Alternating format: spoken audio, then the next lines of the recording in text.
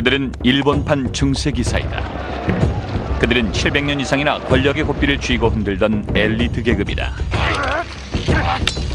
그들은 검과 활의 달인이며 그들만의 엄격한 윤리에 입각해서 사납게 싸웠다. 그들은 외국 침입자들과는 물론이고 땅과 지위와 명예를 놓고 자기들끼리도 전쟁을 치루었다. 그들의 무예와 자기 단련은 오늘날까지도 이어지고 있다. 그들은 사무라이다.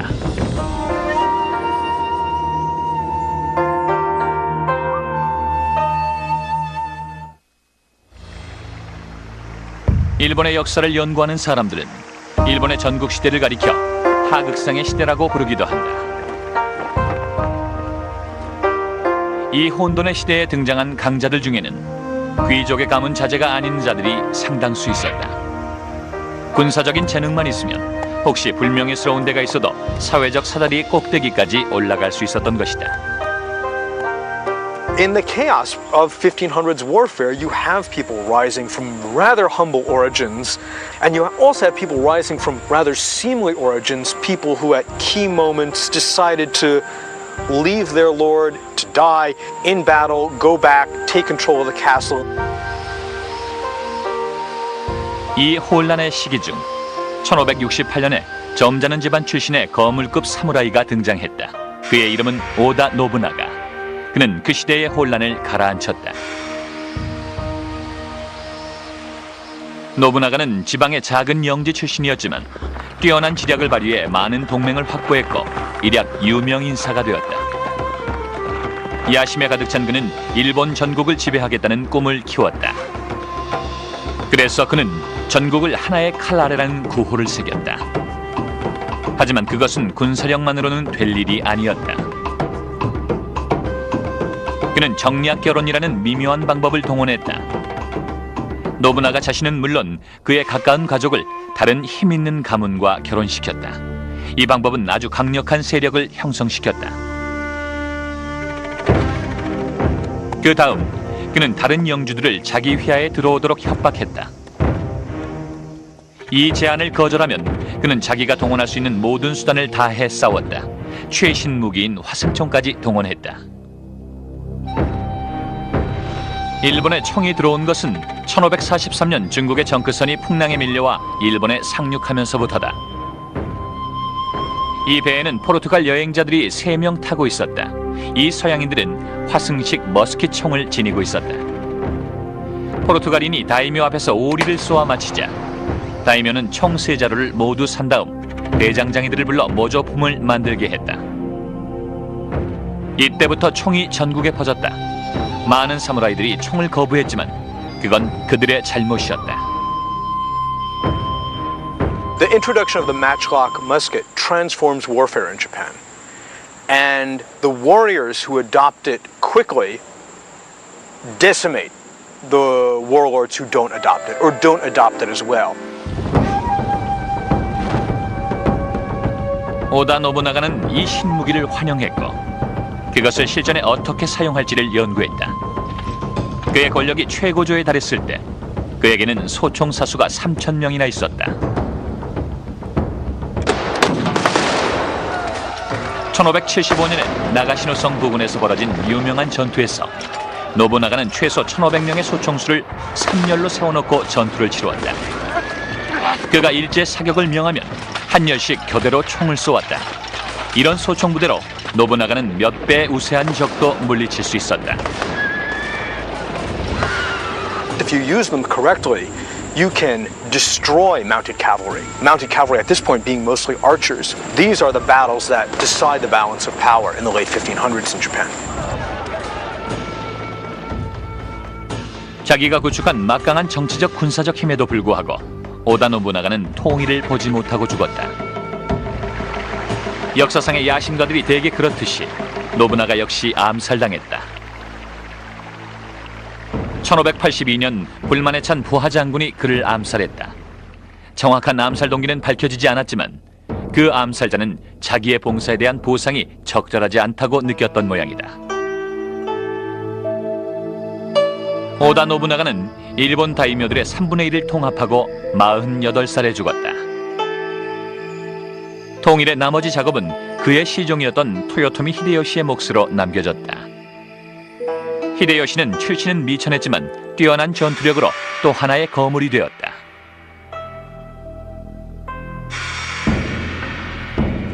Here is someone who demonstrates the social mobility that comes with constant warfare.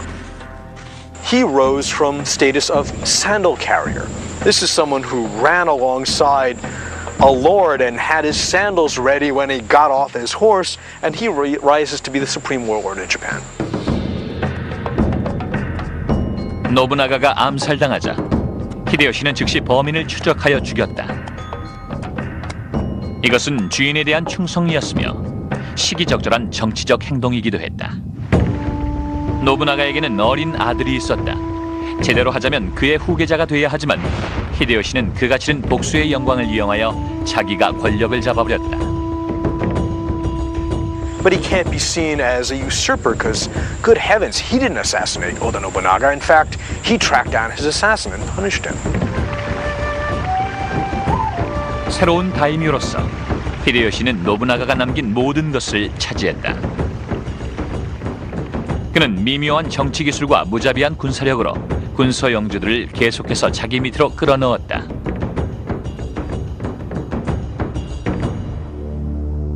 (1590년이) 되자 일본의 모든 다이묘가 그의 휘하에 들어왔다.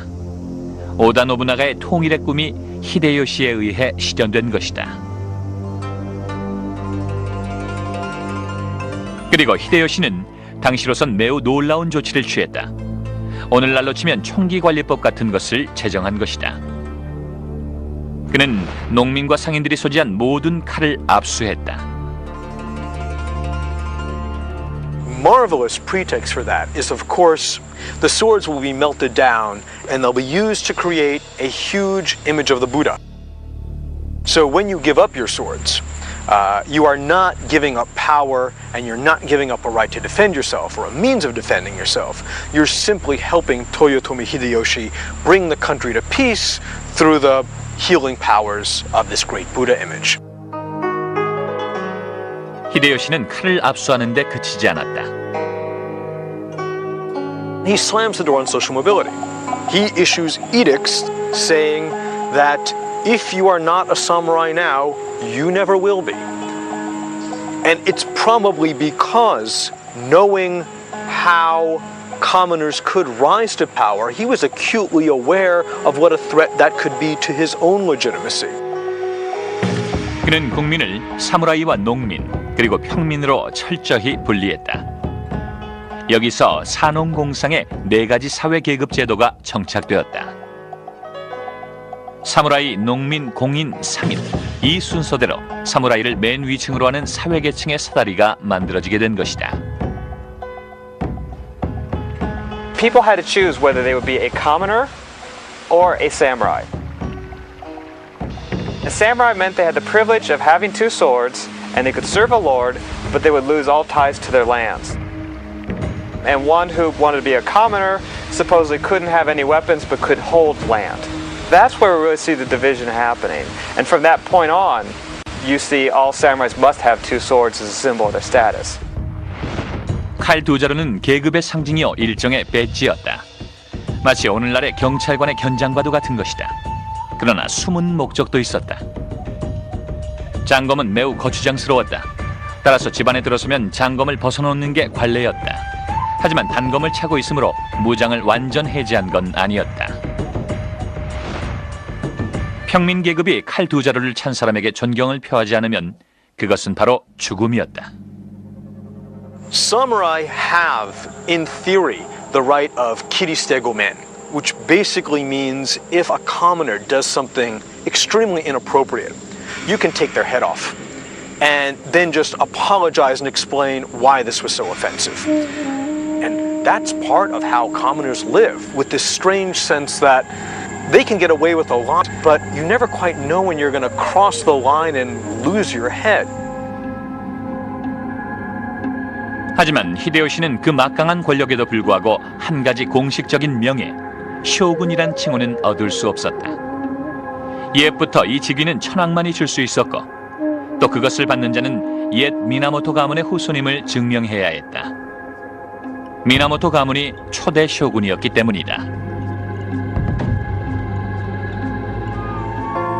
미천원 가문의 출신이었던 히데요시는 쇼군이 될 수 없었다.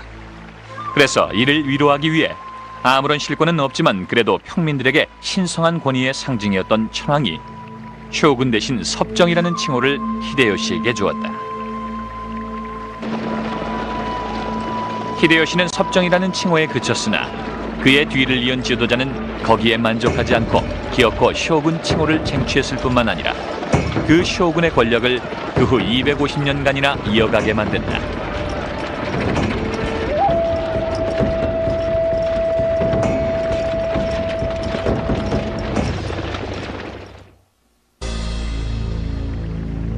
(1598년 9월) 100년이 넘도록 계속되던 일본의 내란 상태에 종지부를 찍은 인물 토요토미 히데요시가 62살로 세상을 떠났다. 그는 자기의 지위를 5살 난 아들에게 물려주고 싶었다. 신하들이 그렇게 보필해 줄 것으로 믿고 죽었다. 그러나 실제는 그렇지 못했다. 그의 오른팔이던 도쿠가와 이에야스가 그 자리를 차지했다. 그는 자신의 추종자 7만 4천 명을 데리고 히데요시 충성파 8만 대군과 대치했다. 양측은 1600년 10월 21일 세키가하라라는 전략적 요충지에서 충돌했다.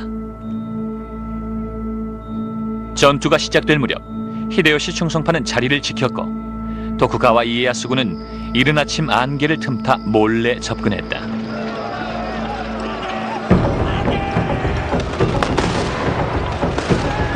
양측 군대가 뒤섞이자 난전이 벌어졌다.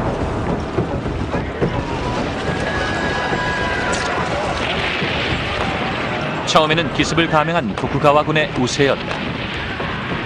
그러나 안개가 걷히고 전투가 치열해지자 전세는 역전되었다. 자신이 패할 조짐이 보이자 도쿠가와는 정치적 계략을 써서 눈 깜짝할 새에 전세를 뒤집었다. What shows Ieyasu's brilliance at Sekigahara is not that he brings more men to the field, but that he subverts the unity of the opposite side. 이에야스는 전투 도중 한 중요한 적장에게 사자를 보내 자기 편으로 전향시키는 데 성공했다. 그러자 충성파는 급격히 무너졌다. 이는 사무라이 전투 사상 하나의 드라마다. 결국 도쿠가와 이에야스는 일본에서 경쟁자가 없는 군 지도자가 됐다. 선임자 히데요시와는 달리 도쿠가와는 쇼군 칭호를 기어코 받아냈다. 물론 쇼군은 미나모토 가문 출신이라야 했다. 그러나 도쿠가와는 이 기술적 문제를 교묘하게 피해가는 장치를 만들었다. Tokugawa Ieyasu had to present to the emperors a falsified genealogy in order to prove that he was a descendant of the Minamoto. And of course this was known to the imperial family, but it was a kind of a pro forma thing. And so once a fairly convincing document was presented to them, they could close an eye on whether it was absolutely historically accurate. 1603년 도쿠가와 이에야스는 당당히 쇼군직에 취임했다. 그는 자신의 군사정권의 막부를 에도, 즉 오늘날의 도쿄에 설치했다. 그 후 일본엔 평화가 왔다. 그것은 이에야스의 철권 통치로 이루어진 평화였다. 이 강요된 평화는 인질교환이라는 공식에 의해 유지되었다. 인질교환은 다이묘들이 평화 공존을 위해 전부터 해오던 관습이었다. It wasn't uncommon for daimyo, in order to cement an alliance amongst each other, to exchange relatives. And you'd have some very odd ones, like sending your mother to stay with a new ally, just to show that even though we've met on the battlefield before, I'm not going to attack you. You send me a daughter, you send me a son, I'll send you a daughter, I'll send you my mother, and you'd exchange relatives, really to show that you were committed to not fighting each other, to remaining allies. 이에야스는 모든 다이묘들에게 에도에 있는 쇼군 막부 부근의 주거지를 정하고 일정 기간 거주할 것을 요구했다. they're allowed to maintain a castle in their homeland, and they're allowed to maintain that home base. But every other year, they need to travel to Edo and live in a villa, which can be rather lavish, but can't be particularly well fortified. In fact, it's supposed to be a non-military residence in the shadow of Edo Castle, Tokugawa Ieyasu's castle, and they live there roughly half the time, because they travel there, they live there for a period of maybe 10 months, then they travel back. 그러나 다이묘는 고향집으로 돌아가 지내더라도 그 가족은 에도에 남아야 했다. 그런데다가 새 쇼군은 다이묘의 외유를 감시했다. 그러니 지방 다이묘들이 연합을 하여 반란을 꾀한다는 것은 생각할 수조차 없게 되었다. 그뿐만이 아니었다. 해외로부터 불순한 세력이 들어올 것을 염려한 새 쇼군은 철저한 쇄국 정책을 썼다. 일본인은 해외여행 금지였고 외국인은 극소수만이 일본을 방문하거나 일본의 무역 거점을 마련할 수 있었다. He divided his enemies so brilliantly that by the time he dies, the Tokugawa regime is this solid dynasty that lasts over 250 years. 이처럼 평화가 오래도록 지속되자 사무라이 문화와 정체성의 변화가 생겨났다. 과거 600년간 사무라이의 목적은 전쟁이었다. 사무라이는 농사나 건축 또는 상업 같은 일을 하지 않았다. 전쟁을 하거나 준비하는 일이 그들의 몫이었다.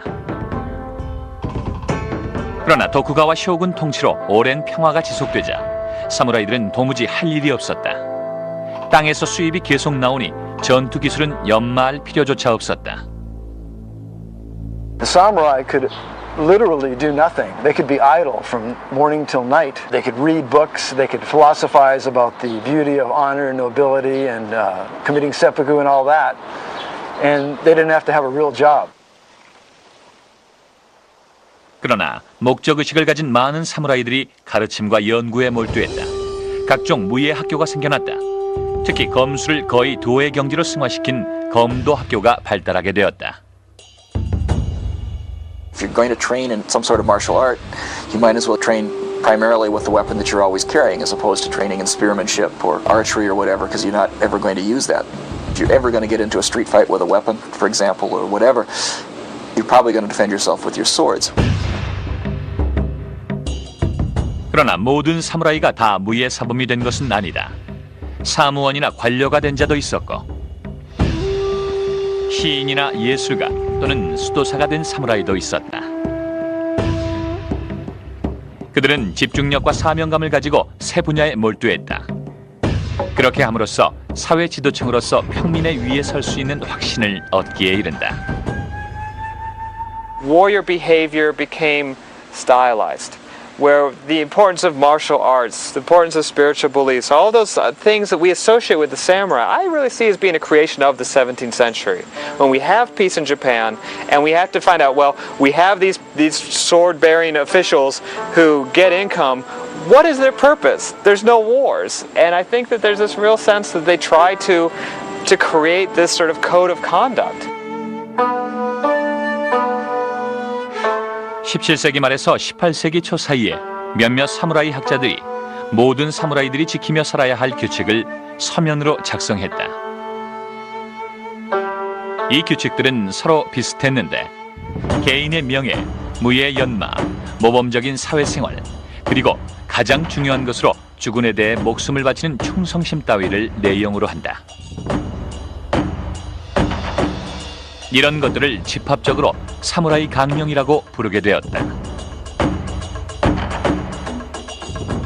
이런 강령을 수록한 책 가운데 하나가 하가쿠레라는 책인데 이 책은 자기 희생의 중요성을 강조하면서 사무라이의 생활 준칙을 상세하게 정하고 있다. It goes through these incredible descriptions of what the samurai must do with himself. You know, he must be incredibly sanitary and clean. He must prepare his nails in a certain way. He must always carry rouge in his side bag because he may die. And when he dies, he doesn't want to look pale or frightened. So he must always be ready to present the front of someone who has eagerly chosen death.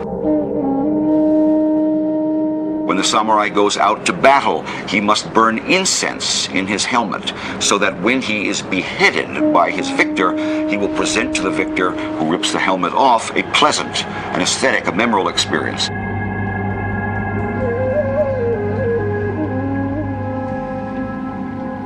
하가쿠레의 이런 탐미적인 내용은 평화시에나 볼 수 있는 사치스러운 것들이었다.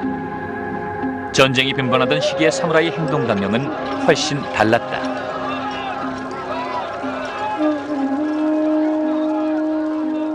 One of the documents I looked at in the 14th century, they said, we attacked the enemy but started suffering casualties, so we fled. No stigma, no dying. They're not going to just, die like that. Later on, there's this notion that you should die for your Lord. The attitudes toward that are very different. 평화로운 시절의 사치이건 아니건 도쿠가와 마쿠 시절의 사무라이들은 이 행동 강령을 아주 진지하게 준수했다. 1703년 사무라이 역사 전체를 통해 사무라이의 충성심과 자기 희생을 가장 극적으로 보여주는 사건이 일어났다.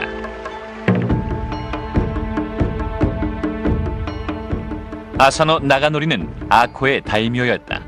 아코는 오사카 남서쪽 160km에 있다. 나가노리는 쇼군의 궁전에서 의전 임무를 부여받고 의전과 예절 훈련을 받았다. 그런데 훈련 도중에 쇼군의 부하인 예절 교관이 나가노리를 모욕하였다. 이에 격노한 다이묘 나가노리는 단검을 꺼내들고 그 교관의 목을 찔렀다. He didn't manage to kill him, he managed to wound him, but drawing a weapon and attacking another samurai within the shogun's castle is a capital offense, and so he was immediately arrested and sentenced to commit seppuku. 나가노리는 즉시 명령에 따라 할복 자살 의식을 거행하며 죽었다. 나가노리가 죽자 막부는 그의 토지를 몰수했다. 따라서 나가노리의 무사들은 론인, 즉 낭인이 되었다. 낭인은 주군이 없는 사무라이이므로 집도 수입도 없는 처지가 된다. In the medieval period, this was never really a problem because there's constant warfare, lots of armies that are willing to employ unemployed fighting men. During the Tokugawa period, when there's no warfare and there are no wars and armies are circumscribed and defined by centralized authority, there's less outlet for people who lose their jobs, and so it becomes a bigger sort of problem.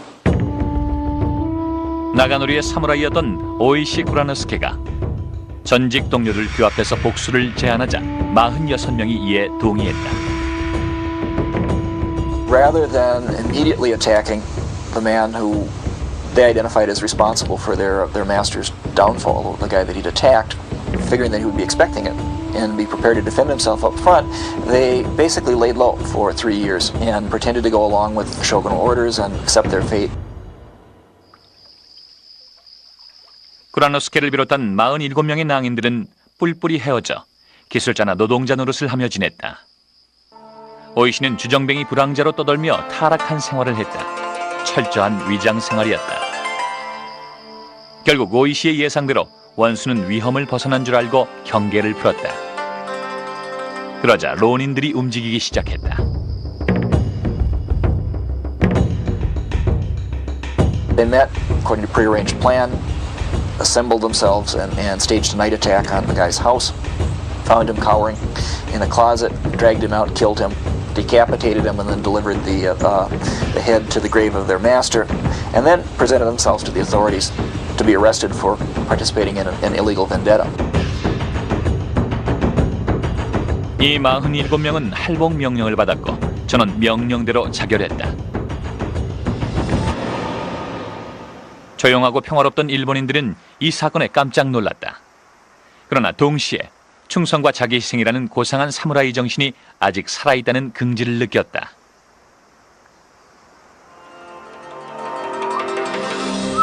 오늘날 아코에 가면 다이묘 아사노 나가노리의 고택이 있고 그 곁에 47명의 충성스러운 부하들을 기리는 사당이 있다. 이러한 사무라이 정신과 행동 강령은 일본인의 민족적 특성에 녹아들어 훗날 일본인들로 하여금 그들 특유의 희생적인 애국심을 발휘하게 만든다.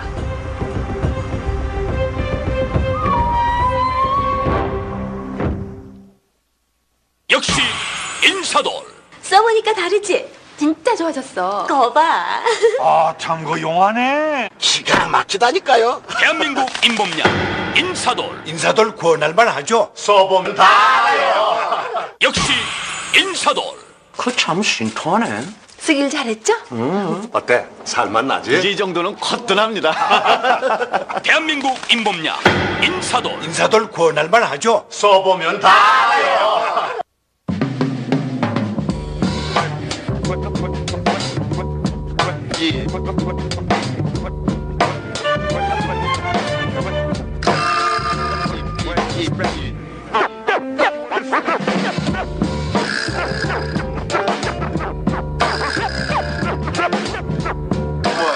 당신이 머리 아픈 건 남보다 더 열정적이기 때문입니다.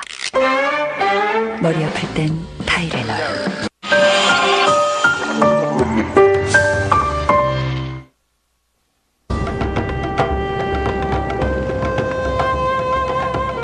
(1853년 7월 8일) 머시어 시 페리 제독이 이끄는 4척의 미국 전함이 에도만에 들어왔다.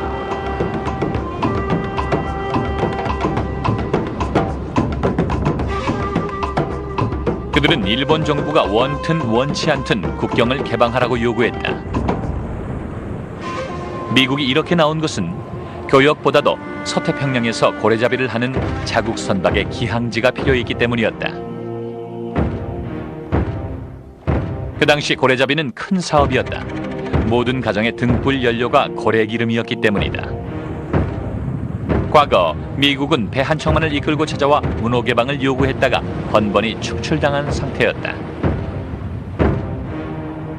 When Perry came in, he was more effective than the earlier people because he had a formidable fleet. And he stationed it right off of Edo, which is the largest city, and disrupted the supply of foods to the capital. 일본은 뛰어난 연안 해군을 보유하고 있었지만 페리의 중무장 전함들을 상대로 싸울 능력은 없었다. 거기다 미국은 무기와 화력이 엄청나게 앞서 있었다. 미군의 신식 대포와 라이플 소총은 사무라이의 갑옷은 물론 다이묘의 성벽조차도 뚫을 수 있었다. 그에 비해서 일본이 가진 총이란 310년 전 포르투갈인이 가져온 화승총이 전부였다. 250년 동안의 평화 때문에 무기의 발전이 없었던 것이다. 페리가 전혀 물러갈 기색을 보이지 않자 도쿠가와 막부는 마지못해 그를 받아들였다. What they did, though, they opened up a consulate in an incredibly remote port. It was still very isolated, so it still took a number of years for things to change. So the Tokugawa really tried to limit his actions. 여러 차례의 독촉 끝에 미국은 보다 접근이 가능한 항구를 열게 만들었다. The first treaty was not a treaty for commercial purposes. It was just a treaty of goodwill, so to speak. The second treaty, which came a few years later, was for trade, where the barbarians could come into Japan, set up trading posts, and actually have free reign of certain areas in Japan. And the samurai didn't like that. 일본 지도자들은 쇄국을 포기한 게 아니었다. 단지 시간을 벌고 있을 뿐이었다. 그들은 서구의 군사기술과 현대 무기를 열심히 연구했다. 빨리 힘을 키워서 외국인을 내쫓자는 속셈이었다. 1860년대 중반, 많은 다이묘와 사무라이들이 그나마도 참지 못하고 쇼군에게 항의하기 시작했다. Basically, they were afraid that Japan was going to be another China. Remember, Great Britain had subjugated parts of China, Hong Kong, and India. And France and Russia and Great Britain were kind of like waiting on the sidelines like wolves with their fangs dripping. So some of the samurai perceived it. 젊고 급진적인 사무라이들은 이렇게 생각했다. 쇼군이 일본을 보호하지 않는다면 어쩔 수 없다. 막부를 타도하고 천황의 지위를 회복시켜서 그에게 통치권을 주자. 1866년 그런 사태가 일어났다. 그리고 놀랍게도 무혈혁명이었다. 그해 연로한 쇼군 도쿠가와 이에모치가 죽고 도쿠가와 요시노부가 뒤를 이었다. 그러나 요시노부의 통치는 시작도 못하고 끝이 났다. 사무라이 계급 대다수가 그를 지지하지 않은 것이다. 1867년 11월 나라가 내란 상태에 빠질 것을 염려한 쇼군 도쿠가와 요시노부는 젊은 천황 메이지에게 전권을 넘겼다. 700년 계속되던 무인 정치가 덧없이 막을 내린 것이다. 그러나 사무라이와 다이묘들의 기대와는 정반대의 결과가 나타났다. 천황의 중신들이 개혁을 단행했는데 그 골자는 지방 다이묘와 사무라이의 권력을 빼앗아 중앙에 집중시키는 그런 개혁이었다. Tokyo increasingly is saying we will show central authority by first replacing daimyo with governors and then replacing those governors with men from other parts of Japan to show that it's Tokyo's authority that holds sway even in the countryside. 드디어 치욕적인 법이 선포되었다. 사무라이의 상징인 칼을 차지 말라는 법이 시행된 것이다. 1877년 보수적인 남서부 사스마의 사무라이들이 벌기했다. 사이고 타카모리를 지도자로 하여 보수주의 사무라이 9,000명이 반란을 일으킨 것이다. 공교롭게도 사이고는 10년 전 쇼군을 몰아낼 때 공이 컸던 인물이었다. 반란군은 라이플총과 구식 무기로 무장했지만 그 정도로는 질적으로나 양적으로나 정부군의 상대가 되지 못했다. 반란군은 정부군의 교두보를 포위했으나 오히려 공격에 실패하고 사스마로 후퇴하여 사이고의 집이 있는 가고시마의 거점에 재집결했다. 9월 24일 아침 사이고와 그의 끈질긴 부하 300명은 오로지 칼만으로 무장하고 정부군을 맞아 싸웠다. They want the symbolism of the swords. They're also out of gunpowder. And they've spent the evening before writing poems about it. They've spent the evening before celebrating their deaths. And it's all but choreographed. They march out into a hail of gunfire. They're surrounded by cannon. They're surrounded by tens of thousands of Japanese imperial troops. And they fully know they're going to die. 반란을 일으킨 사무라이의 대부분이 그 자리에서 죽었다. 사이고는 총탄에 부상을 입었고 충성스러운 부하 몇 명이 그를 언덕으로 모셔가 사무라이의 전통적인 방법으로 세상을 뜨게 했다. He didn't actually commit seppuku because he was shot through the hip and fell. He was probably unable to sit. He may have gone into shock immediately. He was certainly unable to sit up and pull a sword and slit his abdomen. But his men took his head anyway, and they hit it.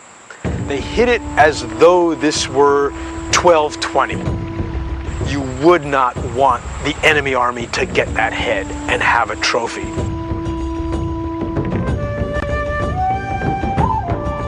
사스마 반란 진압을 끝으로 메이지 정부의 현대적 개혁에 대한 더 이상의 폭력적 저항은 없어졌다.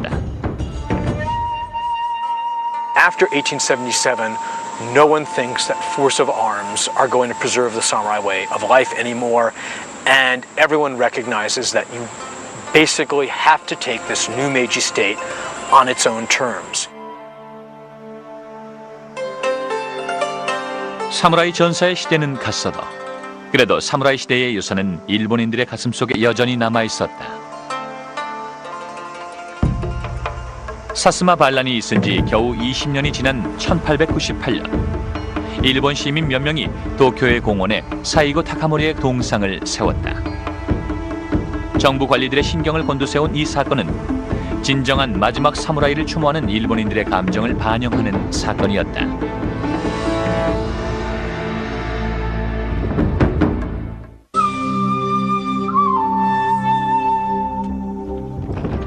(19세기를) 마감하는 10년 동안 메이지 천황의 일본은 산업화를 서둘러 무시무시한 현대적인 전쟁 기계로 성장하게 됐다. 250년이나 고립되었던 나라치고 그들의 해군력과 군사과학 기술은 눈부시게 성장했다. 일본은 서구 나라들을 따라잡는 것이 지상 목표였다. The knowledge was there when Japan was supposedly closed. Enough people knew what to borrow, what to get, what they needed to make Japan much stronger. And I think the speed at which they were able to do that is just really remarkable. 20세기 초 일본은 어느새 괄목상대할 나라가 되어버렸다.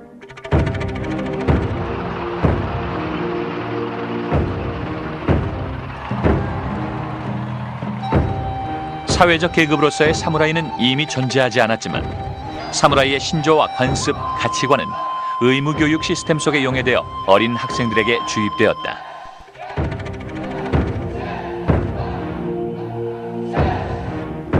학교들은 천황의 신성 개념을 부활시켰고 일본 민족의 우수성을 강조했다. 이러한 정신교육이 아마도 2차 대전에 이르는 일련의 과정에서 일본을 뻔뻔스러운 침략국으로 만드는 데 한몫했을 것이다. The Japanese Imperial Army seized on the samurai, not surprisingly, as a major symbol for forging a kind of code or a culture for its officers and men. 그러다 보니 일본은 과거의 사무라이의 나라로 돌아가 버린 것이다. 일본군은 대부분 농민과 상인 출신이었다. 그런데 사무라이 행동 강령은 평민에 대한 사무라이의 우월적인 차별성을 강조하니 이건 모순이었다. The Imperial Army turned that around and said, no, these are warrior values. That means they're Japanese values, and we're all samurai at heart. 태평양 전쟁을 치르는 동안 자기 희생을 강조하는 전사의 수칙에 세뇌된 일본 군인들은 자신의 목숨을 초계같이 내버렸다. 항복보다는 죽음이 낫다는 신조 때문에 패배가 명백한 전투에서도 일본군은 항복하지 않았다. 과달카날 이오지마 등지에서는 오히려 자살 특공대가 되어 극렬하게 반항했다. 그 밖에 다른 사무라이의 상징도 남아있었다. 예를 들면 2차 대전 중 일본 관원들은 여전히 칼을 차고 다녔었다.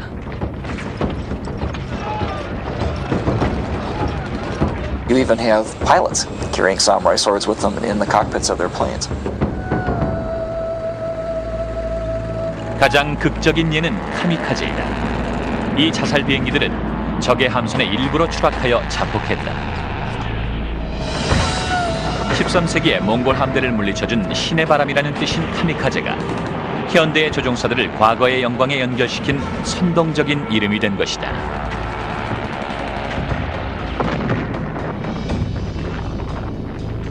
There was definitely a consciousness which one can perceive from the poetry they wrote as their farewell poems and other things, that they were, for better or for worse, managing to recreate or reconnect themselves with something from their past which they felt was real.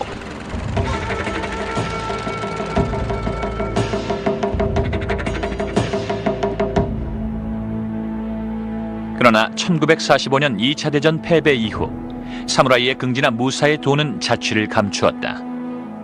그리고 몇 년이 흘렀다. 하지만 1970년대에 들어서자 다시 수면 위로 떠오르기 시작했다.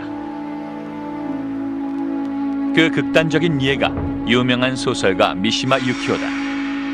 극렬 민족주의자인 그는 일본 헌법은 메이드 인 USA에 불과하다며 자위대 본부 앞에서 미니 반란을 연출하였다. 미시마는 과거의 사무라이에 취임취한 인물이었다.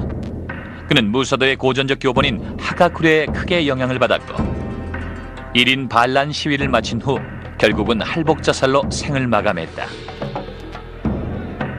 1970년 11월 25일 이 유명한 작가는 그의 추종자 몇 명과 함께 엉터리 구실을 대고 자위대 본부에 들어온 후 자위대 총감을 인질로 잡고 소동을 피웠다. He said, please assemble the 900 fellows on the base here. I need to talk to them. And he stepped out on the balcony and delivered himself a beautifully written manifesto while helicopters and the press swirled around him overhead. 미시마는 자위대원들에게 함께 골기하여 천황 폐하와 일본 군국주의의 영광을 되찾자고 외쳤다. He knew full well, in my opinion, that would never happen. But he wanted, in my view, the death which this allowed him to die. 자위대원들이 야유하자 그는 서둘러 연설을 끝내고 안으로 들어갔다. 그리고 추종자 2명의 도움을 받아 옛 사무라이식 자살을 감행했다. 그가 어려서부터 동경해오던 죽음이었다. In front of the horrified commandant, he opened his belly and was then beheaded by his second in command, a young man who is now also venerated by the Japanese right, who then also committed harakiri himself and was beheaded by a third of these fellows.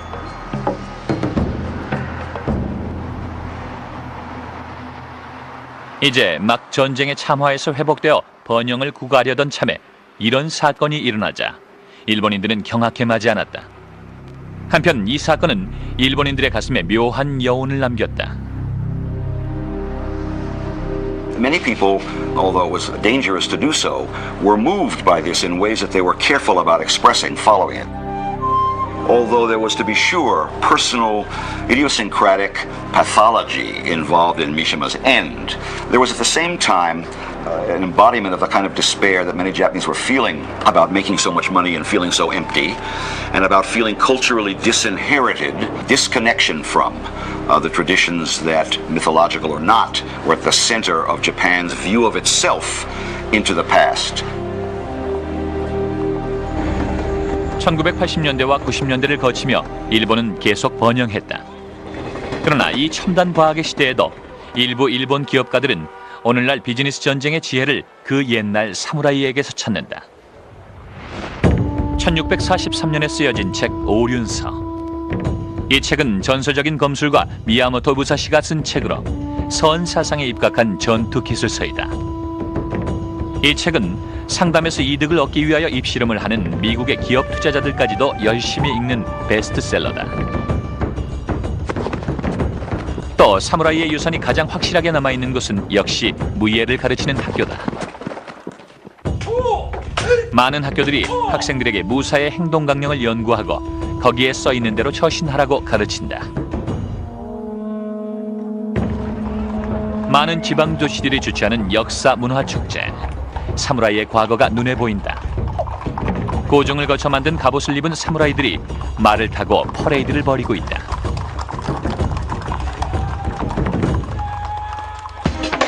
끝으로 사무라이는 대중문화의 주요 소재이기도 하다. 사무라이는 영화나 비디오 게임의 제작자들이 애용하는 소재이다. Even though the samurai as a class no longer exists, interest in them, interest in the martial arts, even if you look at Star Wars with the lightsabers, I mean, it's something which I almost think is still alive. And it's not confined to Japan. 칼과 활의 길, 사무라이의 길은 가혹한 길이다. 그러나 많은 사람들에게 충성과 자기 단련, 자기 희생이라는 사무라이의 덕목들은 지금도 똑같이 소중한 가치로 평가되고 있다. 섬기는 자 사무라이의 고상한 전통이 1000년 전부터 오늘날까지도 이어지고 있는 것이다.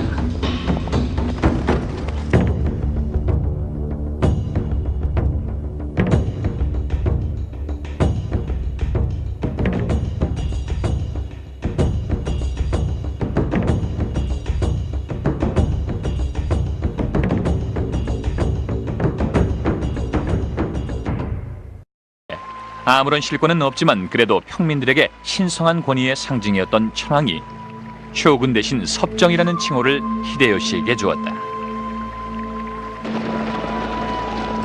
히데요시는 섭정이라는 칭호에 그쳤으나 그의 뒤를 이은 지도자는 거기에 만족하지 않고 기어코 쇼군 칭호를 쟁취했을 뿐만 아니라 그 쇼군의 권력을 그 후 250년간이나 이어가게 만든다.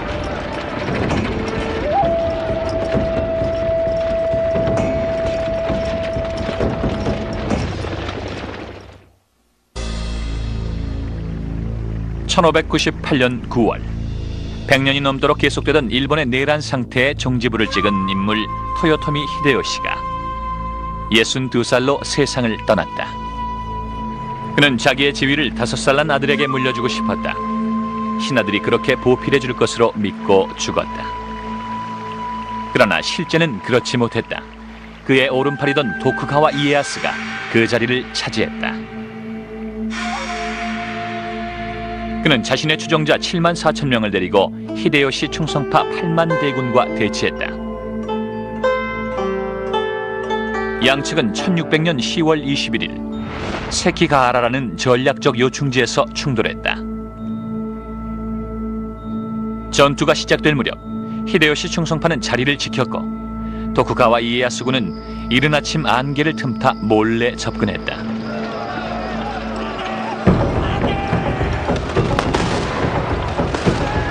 양측 군대가 뒤섞이자 난전이 벌어졌다.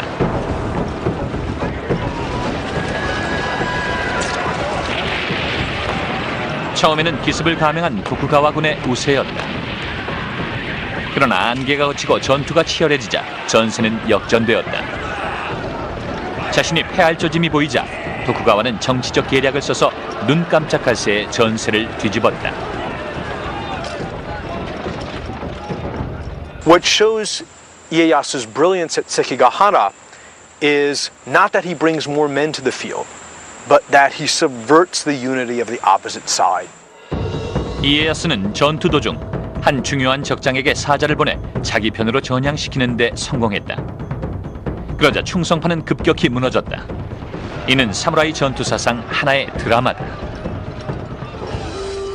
결국 도쿠가와 이에야스는 일본에서 경쟁자가 없는 군 지도자가 됐다. 선임자 히데요시와는 달리 도쿠가와는 쇼군 칭호를 기어코 받아냈다. 물론 쇼군은 미나모토 가문 출신이라야 했다. 그러나 도쿠가와는 이 기술적 문제를 교묘하게 피해가는 장치를 만들었다. Tokugawa Ieyasu had to present to the emperors a falsified genealogy in order to prove that he was a descendant of the Minamoto. And of course this was known to the imperial family, but it was a kind of a pro forma thing. And so once a fairly convincing document was presented to them, they could close an eye on whether it was absolutely historically accurate. 1603년 도쿠가와 이에야스는 당당히 쇼군직에 Adopt it quickly, decimate the warlords who don't adopt it, or don't adopt it as well. 오다 노부나가는 이 신무기를 환영했고 그것을 실전에 어떻게 사용할지를 연구했다. 그의 권력이 최고조에 달했을 때 그에게는 소총 사수가 3,000명이나 있었다. 1575년에 나가시노성 부근에서 벌어진 유명한 전투에서 노부나가는 최소 1,500명의 소총수를 3열로 세워놓고 전투를 치루었다. 그가 일제 사격을 명하면 한 열씩 교대로 총을 쏘았다. 이런 소총 부대로 노부나가는 몇 배 우세한 적도 물리칠 수 있었다. If you use them correctly, you can destroy mounted cavalry. Mounted cavalry at this point being mostly archers. These are the battles that decide the balance of power in the late 1500s in Japan. 자기가 구축한 막강한 정치적 군사적 힘에도 불구하고 오다 노부나가는 통일을 보지 못하고 죽었다. 역사상의 야심가들이 대개 그렇듯이 노부나가 역시 암살당했다. 1582년 불만에 찬 부하 장군이 그를 암살했다. 정확한 암살 동기는 밝혀지지 않았지만 그 암살자는 자기의 봉사에 대한 보상이 적절하지 않다고 느꼈던 모양이다. 오다 노부나가는 일본 다이묘들의 3분의 1을 통합하고 48살에 죽었다. 통일의 나머지 작업은 그의 시종이었던 토요토미 히데요시의 몫으로 남겨졌다. 히데요시는 출신은 미천했지만 뛰어난 전투력으로 또 하나의 거물이 되었다.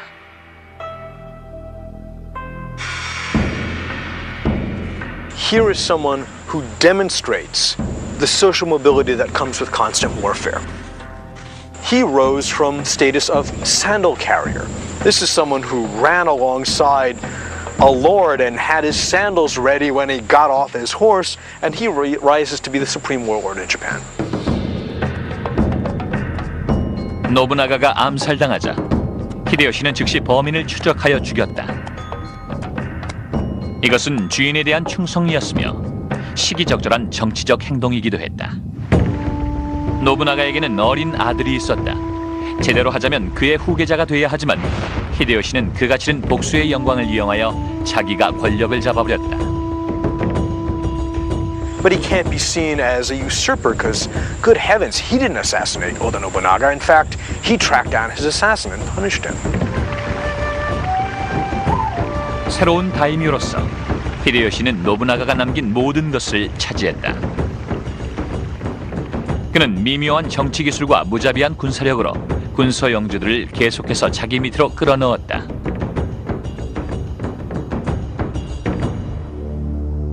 (1590년이) 되자 일본의 모든 다이묘가 그의 휘하에 들어왔다.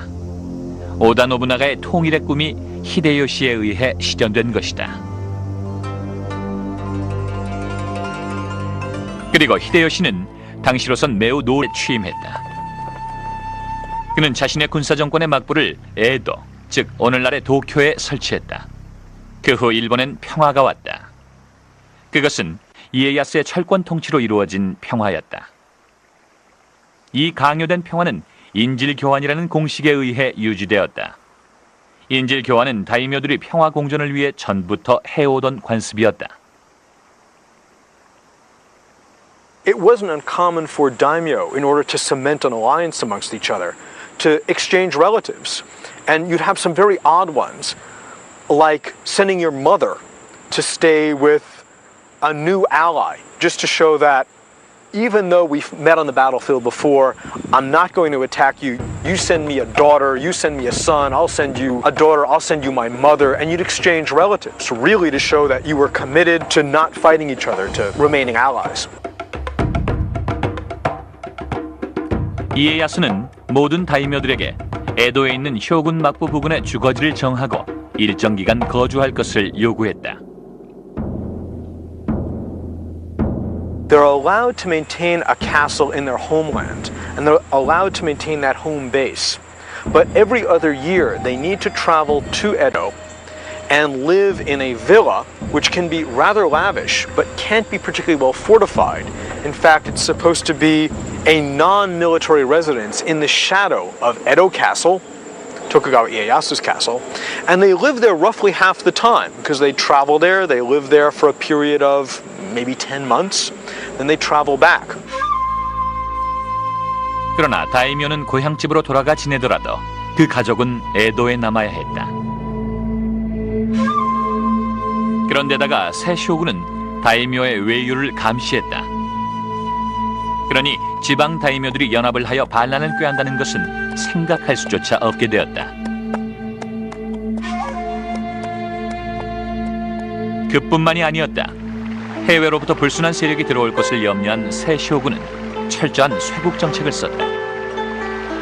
일본인은 해외여행 금지였고 외국인은 극소수만이 일본을 방문하거나 일본의 무역 거점을 마련할 수 있었다. He divided his enemies so brilliantly that by the time he dies, the Tokugawa regime is this solid dynasty that lasts over 250 years. 이처럼 평화가 오래도록 지속되자 사무라이 문화와 정체성의 변화가 생겨났다. 과거 600년간 사무라이의 목적은 전쟁이었다. 사무라이는 농사나 건축 또는 상업 같은 일을 하지 않았다. 전쟁을 하거나 준비하는 일이 그들의 몫이었다. 그러나 도쿠가와 쇼군 통치로 오랜 평화가 지속되자 사무라이들은 도무지 할 일이 없었다. 땅에서 수입이 계속 나오니 전투 기술은 연마할 필요조차 없었다. The samurai could literally do nothing. They could be idle from morning till night. They could read books, they could philosophize about the beauty of honor and nobility and committing seppuku and all that. And they didn't have to have a real job.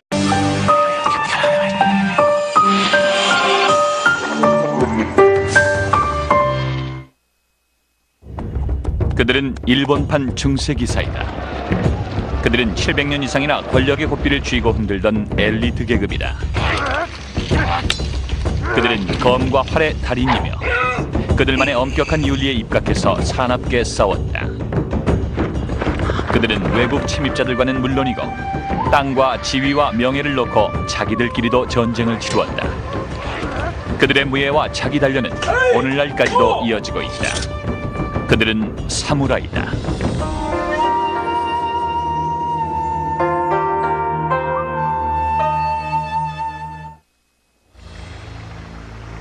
일본의 역사를 연구하는 사람들은 일본의 전국 시대를 가리켜 하극상의 시대라고 부르기도 한다. 이 혼돈의 시대에 등장한 강자들 중에는 귀족의 가문 자제가 아닌 자들이 상당수 있었다. 군사적인 재능만 있으면 혹시 불명예스러운 데가 있어도 사회적 사다리의 꼭대기까지 올라갈 수 있었던 것이다. In the chaos of 1500s warfare, you have people rising from rather humble origins, and you also have people rising from rather seemly origins, people who at key moments decided to leave their lord to die in battle, go back, take control of the castle. 이 혼란의 시기 중 1568년에 점잖은 집안 출신의 거물급 사무라이가 등장했다. 그의 이름은 오다 노부나가. 그는 그 시대의 혼란을 가라앉혔다. 노부나가는 지방의 작은 영지 출신이었지만 뛰어난 지략을 발휘해 많은 동맹을 확보했고 일약 유명 인사가 되었다. 야심에 가득 찬 그는 일본 전국을 지배하겠다는 꿈을 키웠다. 그래서 그는 전국을 하나의 칼 아래라는 구호를 새겼다. 하지만 그것은 군사력만으로는 될 일이 아니었다. 그는 정략 결혼이라는 미묘한 방법을 동원했다. 노부나가 자신은 물론 그의 가까운 가족을 다른 힘있는 가문과 결혼시켰다. 이 방법은 아주 강력한 세력을 형성시켰다. 그 다음 그는 다른 영주들을 자기 휘하에 들어오도록 협박했다. 이 제안을 거절하면 그는 자기가 동원할 수 있는 모든 수단을 다해 싸웠다. 최신 무기인 화승총까지 동원했다. 일본에 총이 들어온 것은 1543년 중국의 정크선이 풍랑에 밀려와 일본에 상륙하면서부터다. 이 배에는 포르투갈 여행자들이 3명 타고 있었다. 이 서양인들은 화승식 머스킷 총을 지니고 있었다. 포르투갈인이 다이묘 앞에서 오리를 쏘아 마치자 다이묘는 총 3자루를 모두 산 다음 대장장이들을 불러 모조품을 만들게 했다. 이때부터 총이 전국에 퍼졌다. 많은 사무라이들이 총을 거부했지만 그건 그들의 잘못이었다. The introduction of the matchlock musket transforms warfare in Japan. And the warriors who 놀라운 조치를 취했다. 오늘날로 치면 총기관리법 같은 것을 제정한 것이다. 그는 농민과 상인들이 소지한 모든 칼을 압수했다. marvelous pretext for that is, of course, the swords will be melted down and they'll be used to create a huge image of the Buddha. So when you give up your swords, you are not giving up power and you're not giving up a right to defend yourself or a means of defending yourself. You're simply helping Toyotomi Hideyoshi bring the country to peace through the healing powers of this great Buddha image. 히데요시는 칼을 압수하는 데 그치지 않았다. He slams the door on social mobility. He issues edicts saying that if you are not a samurai now, you never will be. And it's probably because knowing how commoners could rise to power, he was acutely aware of what a threat that could be to his own legitimacy.